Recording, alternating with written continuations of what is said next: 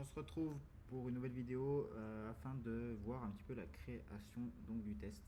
Donc tout simplement pour créer un test, vous allez aller cliquer ici sur ajouter test, donc on se situe dans l'onglet test. Vous allez sélectionner donc l'exercice de test.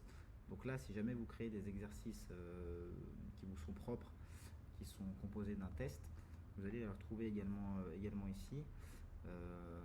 Là, on va prendre allez, on va prendre un soulevé de terre classique.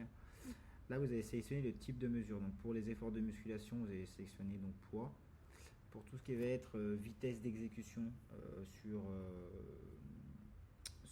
les barres, etc., etc.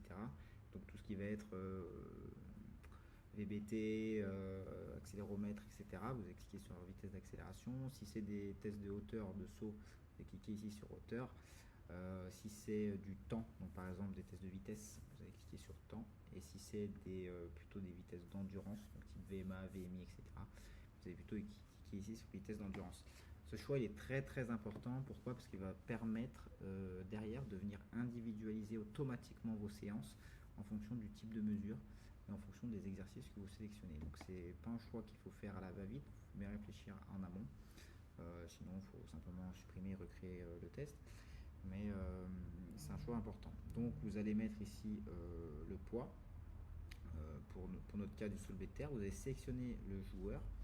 On va rester sur Angelo Bastien. On va mettre le résultat au test sur le soulevé de terre, 80 kg. Donc là, entrée 80. Et vous sélectionnez donc la date auquel le joueur a fait le test. Donc, nous, on va le mettre par exemple au 10 mai. On va mettre le 10 mai, ça a bien changé ici.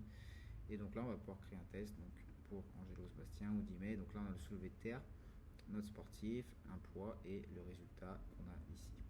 Voilà comment on a créé tout simplement un test et vous pouvez faire ça pour l'ensemble de vos tests et ensuite avoir une fiche qui vient reprendre l'ensemble de vos tests.